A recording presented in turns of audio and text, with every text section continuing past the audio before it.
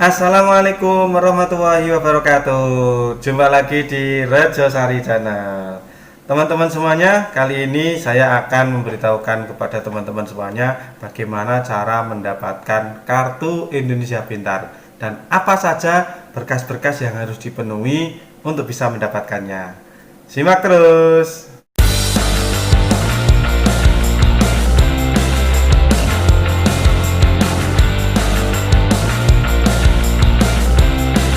Nah, sebelum kita lanjutkan, bagi teman-teman yang baru saja mampir di Rejo Sari Channel, silahkan di tombol subscribe ditekan dan loncengnya diaktifkan supaya teman-teman bisa mengetahui video-video kami selanjutnya yang terupdate ataupun yang terbaru. Dalam rangka meningkatkan dan menaikkan mutu pendidikan, pemerintah Indonesia mengeluarkan kebijakan tentang program Indonesia Pintar. Melalui penyaluran dana bantuan program Indonesia Pintar ini dilalui atau melalui kartu Indonesia Pintar. Sedangkan PIP atau program Indonesia Pintar ini adalah program yang dirancang khusus untuk anak-anak yang masih berpendidikan dalam kondisi tidak mampu, anak yatim, dan lain sebagainya, sehingga program pemerintah ini bisa menjangkau seluruh lapisan masyarakat bagi warga masyarakat yang sangat membutuhkan pendidikan namun tidak terbiayai. Bagaimana cara mendapatkan kartu Indonesia Pintar? Ada beberapa syarat yang harus dipenuhi. Yang pertama adalah fotokopi kartu keluarga. Ini fotokopi kartu keluarga yang sudah tercantum anak tersebut di dalam KK. Yang kedua adalah fotokopi akte kelahiran. Jadi diperlukan untuk persyaratan berikutnya yang kedua. Yang ketiga adalah kartu keluarga sehat atau KKS. Ini biasanya KKS tersebut dia sudah masuk di data terpadu kesejahteraan sosial atau DTKS, sehingga lebih mempermudah dalam penjaringan. Karena kalau sudah masuk di DTKS ini otomatis sudah punya ID, nomor ID di kartu keluarga sejahtera. Yang nomor 4, kalau tidak memiliki kartu keluarga sejahtera atau KKS, maka diperlukan surat keterangan tidak mampu. Dari mana surat keterangan tidak mampu itu atau SKTM? Mintalah kepada pemerintah desa melalui kantor desa masing-masing. Yang kelima adalah rapor hasil belajar siswa. Berarti raportnya ini difotokopi kemudian disertakan dalam berkas tersebut. Yang keenam adalah surat pemberitahuan bantuan siswa miskin dari pihak sekolah. Dalam hal ini dari kepala sekolah ataupun kepala madrasah. Itu berkas-berkasnya yang harus dilengkapi, dipenuhi dulu oleh teman-teman YouTube semuanya. Selanjutnya, bagaimana cara untuk mengurus dari kartu Indonesia Pintar itu sendiri? Yang pertama adalah siswa ataupun orang tua wali mendaftarkan berkas yang sudah dikumpulkan tadi dibawa ke pihak sekolah, atau kalau tidak dibawa ke sekolah maka dibawa ke dinas pendidikan kabupaten atau kota. Ini yang pertama langkahnya.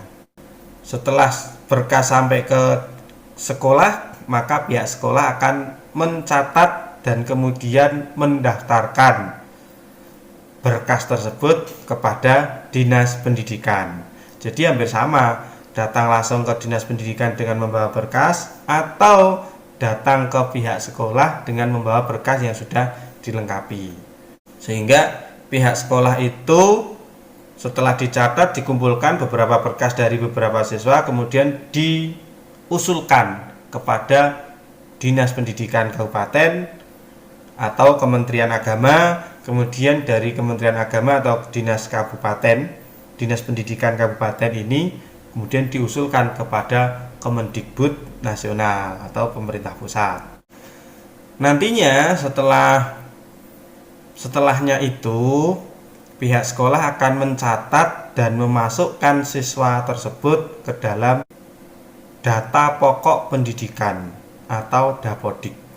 Karena sekolah yang berada di bawah naungan Kemendikbud ini wajib memasukkan data-data siswa penerima Kartu Indonesia Pintar ke dalam Dapodik. Setelah itu Kemendikbud ataupun Kemenak akan mengirimkan beberapa nama yang sudah lolos seleksi. Jadi seleksinya ini bukan di dinas kabupaten ataupun di sekolah, itu tidak.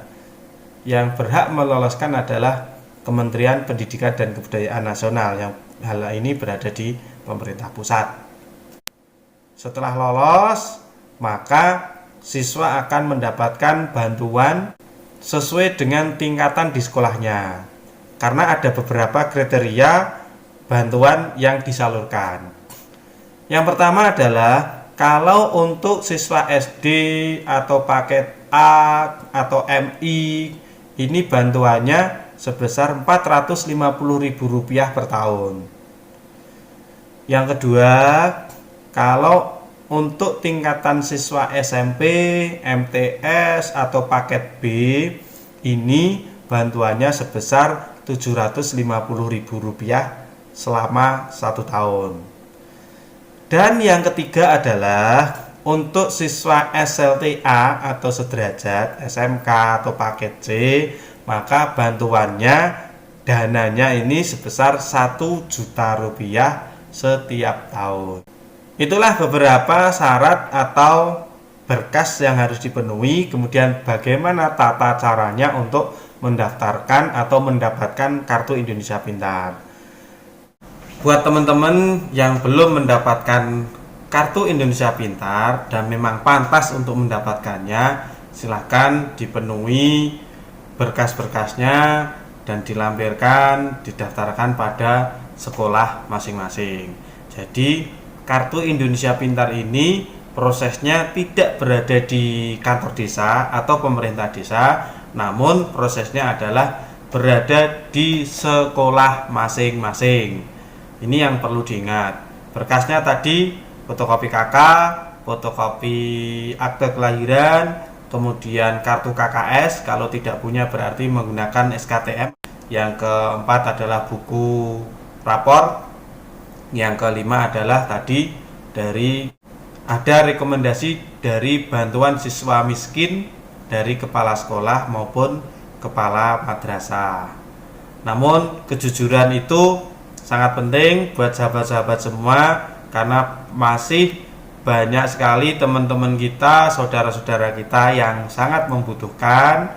Jadi apabila memang mampu dalam pembiayaan sekolah, disarankan untuk tidak menggunakan atau mencari Kartu Indonesia Pintar.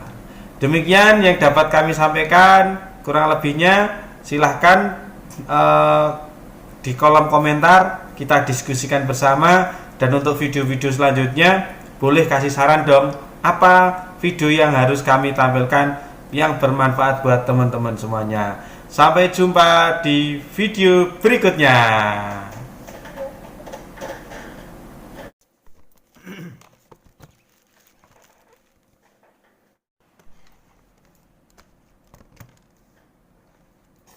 Menggunakan SKTM atau surat keterangan